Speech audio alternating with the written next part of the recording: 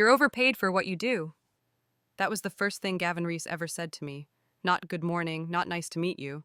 Just that. Like he was swatting a fly, not speaking to a woman who had built Bramwell and Comey's operations department from the ground up. I stood there in the boardroom, holding a folder with 18 months of performance reports, vendor negotiations, and retention forecasts. He didn't look at it. He just leaned back in the chair that used to belong to our founder, crossed his arms, and dismissed my entire career with a smirk. Let me back up. I'm Linda Holloway. I've worked in corporate ops for over 3 decades, 17 of those at Bramwell and Company, a mid-sized logistics firm in Portland. I was hired back when the office had floppy disks and fax machines. I watched it grow from 20 employees in a rented suite to nearly 300 across 3 states. I wasn't flashy, I didn't post on LinkedIn every day, but my work spoke, and it kept the lights on, literally. When our founder, Richard Bramwell, announced his retirement, I'll admit it shook me. He'd always respected what I brought to the table. He listened. But when he sold the company to a private equity group out of Chicago, everything changed. Enter Gavin Reese, 36, MBA from somewhere expensive, a LinkedIn banner that said, "Disrupt to dominate." He wore loafers without socks and referred to our legacy clients as low-margin deadweight. His first week, he called a town hall and used words like synergy and horizontal recalibration. My team looked at me, confused. I smiled politely. Inside, I felt the temperature drop. A week later, he pulled me into that boardroom, said he'd reviewed my salary, said operations shouldn't be a cost center, said I lacked the modern energy he was bringing in. That's when he dropped it. You're overpaid for what you do. We're going to restructure. Restructure. Such a pretty word for a race. I nodded, said I understood, but I didn't leave that room broken. Because Gavin didn't know something.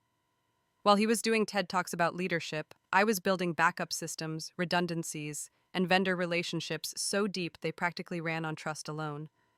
I knew where every contract was signed, every margin had breathing room, and every delay could cost 6 figures, unless you had a name that could make phones pick up on the first ring. He thought I was a spreadsheet, a salary line. What he didn't know was I was the infrastructure, and I wasn't about to let a man in loafers erase me without a whisper. The restructuring started 2 weeks later. They didn't fire me, not right away. That would have made too much noise. Instead, Gavin moved me into a strategic advisory role, which is corporate speak for stay quiet and disappear slowly. They gave my responsibilities to a 28-year-old named Bryce, whose only credential seemed to be that he once led a campus startup that failed but got press.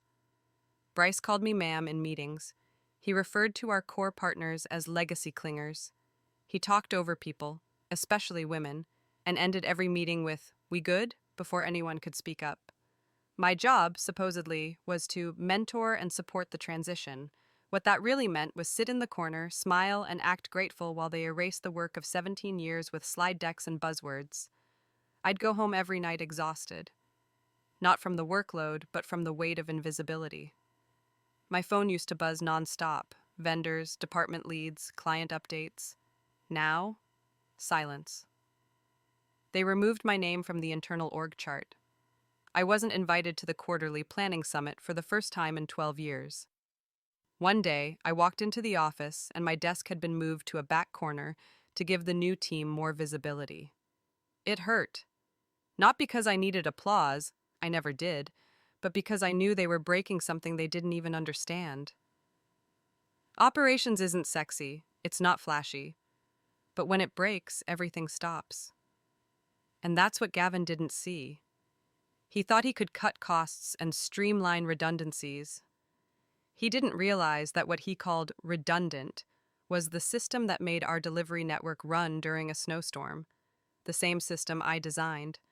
So I watched, I took notes, I said, "Sounds good," a lot. But at night, I was preparing. I reopened relationships I had gently stepped back from. I met with 3 key vendors, quietly, over coffee. I checked the non-compete clause in my contract, and when I saw how sloppily they'd updated it during the restructuring, let's just say, the door was wider than they thought. I wasn't angry, I was focused. They wanted me out of sight, but I wasn't out of the game, because the more they talked over me, the more I remembered who I really was. Not someone who begged for a seat at the table, someone who built the table, and Gavin? He didn't realize that when you erase the blueprint, you lose the map. And I had been the map for Bramwell and Company for nearly 2 decades. There's a special kind of power in being underestimated. While Gavin played visionary in his all-hands meetings, and Bryce stumbled through weekly syncs with buzzwords he barely understood, I slipped into a role they never saw coming: observer, archivist, architect. Every mistake they made, I watched. Every misstep they shrugged off, I wrote down. Not out of pettiness, but because I knew where this road was headed. Bramwell and Company wasn't some Silicon Valley toy. We handled logistics for refrigerated medical supplies, auto parts, and emergency response units. This wasn't a playground, this was a pressure system. And pressure doesn't care about charisma. The first red flag came fast. They canceled a multi-regional vendor contract I'd negotiated that kept our cold storage deliveries running smoothly during summer months, said it was too expensive. 2 weeks later, we had a delayed shipment of insulin to a regional hospital network, and 2 longtime partners threatened to pull out. The second? They downsized the night dispatch team, didn't even tell them, just replaced the schedule in Slack and assumed it would self-correct. It didn't. 3 back-to-back missed pickups in Texas, 1 major contract lost. By then, people were quietly messaging me. Do you still have a copy of the old routing plan? Do you know who used to handle contingency for Zone 4? I always answered. Calmly, carefully. I wasn't there to cause a scene. I was there to hold the line while they stumbled through their own storm. At home, I made lists. People I'd mentored, clients I'd brought in, vendors who still trusted my name. I logged everything. Contracts I'd drafted, systems I'd implemented, backup plans no one had ever asked about but had saved us time and again. I wasn't just preparing to leave, I was preparing to build. One night, I got a message from Jessica, one of our junior project managers. It just said, "I don't know what they're doing, but I hope you come back somehow." That was the moment, not when Gavin cut my budget, not when Bryce forgot to copy me on the quarterly review. It was that quiet message from someone trying to survive, someone who remembered who'd taught her how to handle a logistics audit when she was just an intern. I printed it, pinned it to my wall. I wasn't staying still, I was gathering strength. And Gavin? He thought silence meant surrender. But the truth is, sometimes silence is just the sound of strategy. The day Gavin held his first quarterly results meeting, he strutted in like he was walking a TEDx stage. Slideshows, branding, buzzwords. He talked about cultural transformation, lean disruption, and optimizing redundancies. What he didn't talk about was the drop in client retention, the shipping errors piling up, or the growing anxiety in every department outside the executive wing. But none of that mattered to him, because the board was still clapping. He called out the marketing lead for her fresh social tone, the junior finance guy for turning the ship around, and of course, Bryce, for leading a new era in operations. Bryce stood there and nodded like he'd earned it. He never mentioned the team leads who stayed late every night to fix the messes he didn't see. He never mentioned me. Not once. I sat in the back, uninvited but not unwelcome thanks to my still active keycard. No one noticed me. But I noticed everything. They were rewriting the company's history right in front of me. The supply chain automation I spent 5 years testing. Suddenly, Bryce's first major innovation, the crisis response matrix I'd built after that blizzard 5 years ago. Gavin called it our new winter strategy. It wasn't just disrespectful, it was theft. But worse than that, it was dangerous, because they didn't know how it all worked. They were mimicking the structure without understanding the support beams, and the weight was starting to crack through. I knew the metrics they didn't show. I had friends in compliance, in IT, in regional logistics, and what they were seeing wasn't innovation, it was erosion. But Gavin didn't care, because to him, visibility was value. If it wasn't on a slide deck, it didn't count. I remember watching him gesture at a graph with a slight uptick and say, "That's what happens when you take bold action." The room applauded. I looked around at faces that looked unsure but clapped anyway. That's when I realized Gavin didn't just want to win. He wanted to erase everything that came before him so his version looked like the origin story. He didn't want a team, he wanted a mirror. And I I was the last person in the building who still remembered what Bramwell and Company used to stand for: trust, consistency, quiet competence. He wanted applause. But what he didn't know was that the foundation he was dancing on was beginning to crack, and I was the one holding the blueprints. After that quarterly meeting, something inside me clicked. Not out of bitterness, not out of ego, but out of clarity. They had decided I was done, outdated, replaced, forgotten. But the truth? I was just getting started. That weekend, I packed up my home office, not in surrender, but in preparation. The backup drives, the old notes, the vendor contact sheets I'd built over 2 decades, I gathered them all. I wasn't going to burn anything down, but I wasn't going to wait for someone else to hand me my future either. I reached out to 3 former colleagues, all women, all brilliant, all quietly pushed out of leadership in the last 5 years. Each of them had built something real: client networks, training programs, compliance systems. Each of them had been replaced by fresh faces with louder voices and shallower roots. We met over lunch. No big speeches, just 3 cups of coffee and a conversation that felt like ignition. What if, I asked, we built something of our own? No buzzwords, no politics, just real work, done well. Their eyes lit up. 1 week later, I registered a new LLC, Cedar Ridge Ops Group.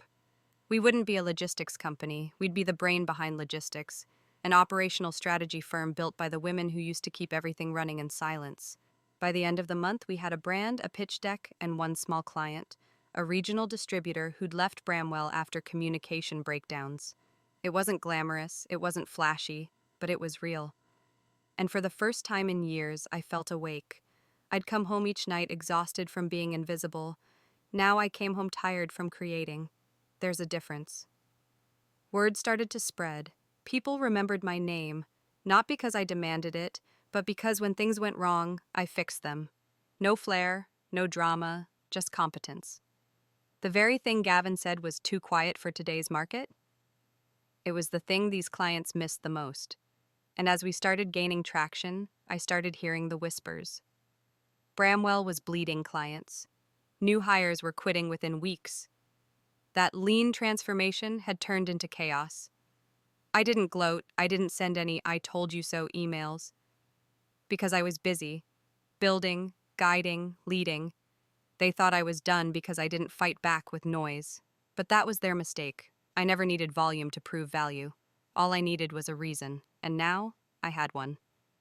The unraveling of Bramwell and Company didn't happen with an explosion. It was quieter than that, more like a slow leak in a pressurized tank.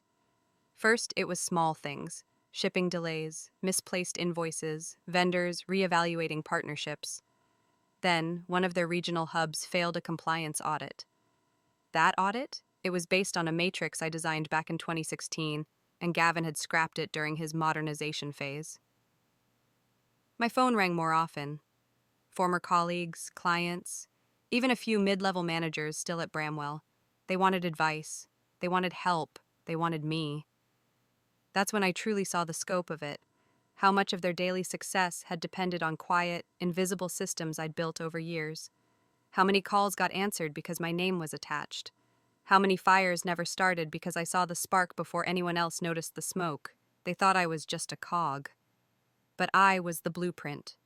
From vendor trust chains to load distribution protocols, I had architected processes that looked effortless only because they'd been tested, trained, and tuned like a symphony. Without that, they were running on vibes. Meanwhile, Cedar Ridge Ops was growing. We picked up 2 more clients. One of them a former Bramwell partner who said bluntly, "We liked your people. We just couldn't work with your chaos." That hit me harder than I expected, because chaos wasn't the company I had given 17 years to. That was Gavin's version. Mine was built on order, trust, and accountability, and now they were seeing the difference. By month 3, I had 8 consultants under me, 5 of them former Bramwell staff who left after Bryce's team failed to renew their contracts on time. We were small, but we were sharp. Our clients didn't need 100 bodies. They needed 10 minds who knew how to think. Gavin, on the other hand, was reportedly throwing money at talent acquisition to stop the bleeding. But you can't hire loyalty, you earn it. And when you erase the people who were the systems, you lose the systems too. I never raised my voice, never went public, never wrote a tell-all blog post. I just let the truth speak in results. And the results were clear. Everything they were losing was everything I had built. When companies fall apart, it's rarely one dramatic moment. It's a series of tiny, ignored warning signs that suddenly connect, and then everything breaks at once. For Bramwell and Company, the collapse started with a missed contract renewal. It was their largest healthcare distribution client. They'd been with me, for over a decade. Every winter, they relied on our cold chain logistics to move critical medications across 5 states. The contract auto-renewed every January, except this year, it didn't. Gavin had changed the contract management team. He assigned it to someone new. That person didn't follow up. No one noticed, until the client was gone. They moved to a competitor, quietly, permanently. That was $7 million in annual revenue, vanished overnight. The next blow came from within. 2 key regional directors resigned within 48 hours of each other. Both cited strategic misalignment. But the truth was simpler. They couldn't recognize the company anymore. That's when the board got nervous. Suddenly, Gavin's showmanship wasn't enough. Whispers turned into emails, emails turned into calls. And one of those calls came to me. A board member, someone I hadn't spoken to in over a year, asked if I had time for coffee. I met him at a quiet cafe on 4th Street. He was polite, careful, but I could read between the lines. They needed insight, context, control. I gave them honesty. I told them what I'd built and what they'd broken. I showed them data I had pulled before I left. I even brought a printed org chart for my last 6 months, showing how decisions flowed, or didn't. He didn't ask me to come back, not yet. But the next week, Gavin stepped down to pursue new opportunities. And just like that, the house of cards collapsed. Emails leaked, morale plummeted. 3 clients pulled out in the same month. It didn't give me joy, just quiet confirmation. You can only erase the people holding the foundation for so long, before the building remembers who built it. Meanwhile, Cedar Ridge was flourishing. We weren't flashy, but our client retention was 100%. Our referrals doubled. And I had a waiting list of former colleagues asking if we had room. Turns out people will leave for a higher salary, but they stay for respect. Bramwell tried to scale with shortcuts. We scaled with substance. And the industry noticed. The same magazines that once profiled Gavin's bold leadership were now writing about lessons from operational overhauls gone wrong. No one mentioned my name, but they quoted my phrases, my frameworks, my philosophies, because collapse may look sudden, but it's always been building, and so had I. When Bramwell finally called, I was already 10 steps ahead. The new interim CEO, a well-meaning numbers guy named Alan, reached out through LinkedIn first. He asked if I'd be open to a conversation about legacy systems. I almost laughed. Legacy systems? He meant me. We met in a glass conference room that used to overlook the operations floor. It felt hollow now, like a skeleton of what it had once been. The whiteboards were clean, too clean. No notes, no plans, no fire. Alan was polite. He said they were trying to rebuild trust, that they'd realized too late that the operational DNA of the company had walked out the door. I didn't interrupt. I let him talk. When he finally asked if I'd consider coming back, even as a consultant, I said something I never thought I'd say. Thank you, but I'm already building something better. He nodded, disappointed, but not surprised. I told him what we were doing at Cedar Ridge Ops, how we were helping smaller logistics companies scale with integrity, how we'd designed a client audit system that caught errors before they cost money, how my team, all women they'd once ignored, were now leading strategy sessions for companies 10 times more agile than Bramwell. He looked tired, older than I remembered. I stood up to leave and said something that surprised even me. It didn't have to go this way, because that was the truth. I didn't leave to prove a point. I left because the point had already been made. They didn't value the minds that held the company together, so those minds went elsewhere and built something stronger. Walking out wasn't easy. For years, Bramwell had been my second home. But sometimes, home stops feeling like yours the moment someone changes the locks without asking. And now? Now I had something I never had in that building. Freedom. Freedom to hire who I wanted. Freedom to lead how I believed. freedom to build a culture rooted in mutual respect, not shallow recognition. My people? They came with me not because I begged, but because I led, because I listened, because I remembered their birthdays, their strengths, their aspirations. You don't keep people by holding them tight. You keep them by walking with them through the storm, and that's what I did. We walked together, with our plans, with our values, with our quiet confidence, and we didn't look back. I didn't expect to see Gavin again. But 3 weeks after I turned Bramwell down, there he was, sitting across from me at a small cafe in Northwest Portland, looking like a shadow of the man who once fired me without a handshake. He had reached out through a mutual contact, asking for a few minutes of my time. Curiosity won. He wore a blazer that didn't fit quite right and spoke with the strained politeness of someone trying to seem in control. "Linda," he began, "I didn't come here to justify anything. I wanted to understand." I raised an eyebrow. "Understand what?" "How everything fell apart so fast," he said quietly. I sipped my coffee. He asked how we had kept things running so smoothly, how we'd held together logistics, morale, retention, and growth, all without the kind of flashy moves he had tried to make. I didn't give him a lecture, no smugness, no "I told you so," just truth. "You assumed people like me were replaceable," I said, "but you never bothered to learn what we actually did." He nodded slowly. I told him about the systems he'd erased, the relationships he'd burned, the culture he'd fractured, one decision at a time. "I thought the company needed a face," he admitted, "but maybe it needed a heart." That almost made me feel something. Almost. He asked if I would ever consider mentoring younger leaders, maybe through Bramwell's new initiative. I smiled and told him I was already doing that, through Cedar Ridge. Our clients weren't just getting operations strategies, they were getting people strategies, systems that respected experience, fostered collaboration, and rewarded foresight, not noise. "I get it now," he said. And maybe he did, but it was too late. I'd moved on, my team had moved on, the world had moved on. Before we parted, he said, "I know you probably don't think highly of me." I replied, "I don't think of you at all anymore." And that was the truth. For years, Gavin had defined the lowest point in my career.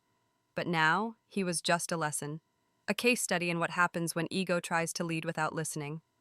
I paid for my coffee, stood up, walked out, and never looked back. Because in that moment, I wasn't just a former employee. I was a founder, a builder, a leader who didn't need validation, only vision. And Gavin? He finally saw what leadership really looked like. It wasn't a man at the front of a room holding a mic. It was a woman in a corner seat holding the company together while no one paid attention, until it was too late. The email came that night, short, formal, a few lines too polished to be personal. Subject: "I'm sorry, Linda." He said he regretted how things ended, that he had underestimated my value, that he'd made assumptions about me, about leadership, about what actually kept a company alive. He even wrote, "I wish I could go back and do things differently." I closed the email without replying, because by the time someone realizes your worth after discarding you, it's not an apology, but it's a realization, a late one. And I wasn't interested in going back. I'd built something new, something honest, something mine. At Cedar Ridge, we weren't just fixing broken systems. We were preventing them. We were mentoring young leaders the way we wished we had been mentored. We were giving people space to speak up before the roof caved in, and that was worth more than any corporate apology. Still, his words stuck with me, not because they healed anything, but because they confirmed everything. When someone says, "I didn't know what you did," what they really mean is, "I never cared enough to look." But now they were looking, all of them. The industry that once overlooked us was now studying us. We were invited to panels, quoted in trade articles, asked to teach webinars on sustainable operations, inclusive leadership, and culture repair. People used words like innovative and game-changing, the same words I'd heard Gavin throw around while ignoring my entire department. Funny how things circle back. The biggest client Bramwell lost? They reached out to us for consulting 2 months later. They signed a contract that tripled our revenue overnight. We hired 5 more people, all women, all previously labeled too experienced or not the right fit elsewhere. I watched as they walked into our office, heads held high, ideas spilling out, not a single ounce of fear. That was the culture I wanted. That was the apology I needed, not in words, but in change. So, no, I didn't respond to Gavin's email. Because sometimes closure isn't a conversation, it's a choice. To move on, to build forward, to refuse to shrink for anyone who once refused to see you. And if he ever wondered why I stayed silent, it's because I was too busy building the future he tried to erase. One client, one hire, one legacy at a time. I never set out to build a legacy. I just wanted to do the work, the kind that mattered, the kind that kept teams afloat, made clients feel heard, and turned chaos into calm. But legacies have a funny way of revealing themselves after people try to erase them. Everything they tossed aside, the onboarding manuals I'd written, the vendor maps I'd refined, the internal escalation charts I kept updated by hand, those documents started showing up in other people's presentations. Former colleagues, now leading their own teams, were quoting processes I'd built during coffee breaks and 12-hour days. One of my mentees, a sharp 28-year-old operations lead named Tasha, told me after a workshop, "You know that framework you taught me? I used it to negotiate a merger, and they actually listened." And that hit me harder than I expected, because they didn't just bury the legacy, they revived it, without even knowing it. They called it new strategy, next-gen thinking. But I recognized it. It was mine. The notes scribbled in margins, the hard-won lessons from 3 a.m. vendor calls, the intuition that only comes after fixing something 100 times before anyone else noticed it was broken. And now it was the blueprint. Not because I demanded credit, but because the work worked. That's the thing about foundational people. We don't need applause. We need impact. And every time I saw one of my systems resurrected under a new name, I didn't feel anger. I felt something deeper, peace. Because while Gavin was chasing headlines and short-term growth, I was building something that lasted. And now, that legacy was teaching the next wave of women in leadership how to build theirs. We started a mentoring circle at Cedar Ridge. Every month, women from logistics, tech, HR, and compliance came together, not to compete, but to connect. They brought questions, frustrations, dreams, and I gave them something no one gave me when I was starting out: permission. To speak up, to lead differently, to believe that quiet strength could shape loud results. One of them said, "I thought I had to become like them to succeed, but then I saw you." That was it. That was the real blueprint, not just the systems or the charts or the crisis protocols, but the belief that you don't have to change who you are to change the world around you. And if Bramwell taught me anything, it's this: when they try to erase your legacy, keep building. Because the strongest blueprints are the ones they never see coming. People love to call it revenge. They see the new office, the success stories, the clients we took back from Bramwell, and they say, "She got her payback." But they're wrong. This wasn't about revenge. It never was. Revenge is about making someone else feel small. Reinvention is about remembering you were never small to begin with. What I built at Cedar Ridge didn't rise from bitterness. It rose from clarity. Clarity about what I stood for. Clarity about what I wouldn't tolerate again. Clarity about how much further you can go when you don't have to beg to be seen. I didn't want Gavin to fail. I wanted women like me to stop shrinking inside companies that only knew how to recognize noise, not value. And now? Now we have something no one can take away. Our clients come to us not just for logistics solutions, but for leadership guidance.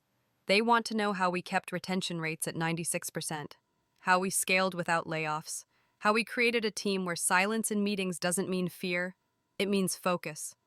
We even launched a leadership incubator, not a flashy course, just real-world mentoring with women who've been through the fire and came out not burned, but sharpened. We've helped startups avoid the chaos that nearly buried Bramwell. We've helped tenured managers unlearn what never worked and rebuild in ways that do. And we did it without fanfare. No magazine covers, no CEO of the Year awards, just progress. Real, quiet, measurable. Sometimes I still get messages from people at Bramwell, not apologies, just updates. They say things like, "I used that vendor map you built, still the best one we've got," or, Your meeting structure lives on. We never fixed it because it didn't need fixing. And I smile. Because when your work outlives your title, that's not revenge, that's reinvention. I reinvented what leadership looks like, what success sounds like, what a comeback feels like when you're not just trying to prove someone wrong, you're trying to live something right. And for anyone watching, wondering if they're next, wondering if they're too old or too forgotten or too invisible, you're not. You're underestimated, which means you're holding more power than they can see. So don't get even, get better, get clearer, get moving. Because the best revenge is never needing revenge at all. It's walking past the building that once pushed you out, with your head high, your team strong, and your future already in motion.